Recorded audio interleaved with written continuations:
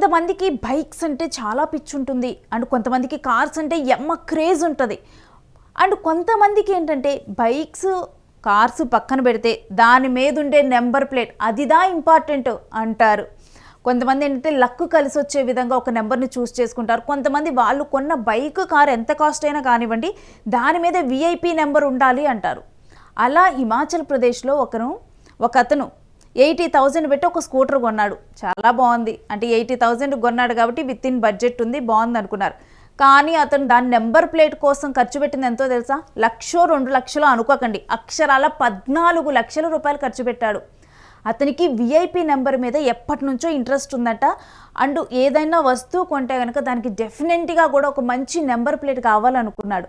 దానికోసం అని చెప్పి 80,000 రూపాయలు పెట్టుకున్న స్కూటీకి 14 లక్షలు ఖర్చు పెట్టి నెంబర్ ప్లేట్ చేయించాడు. దీని మీద మీ ఒపీనియన్ ఏంటో కామెంట్ చేయండి. కానీ దీన్ని ఏమంటున్నారో తెలుసా చాలామంది? పిచ్చి పలు రకాలు అంటున్నారు.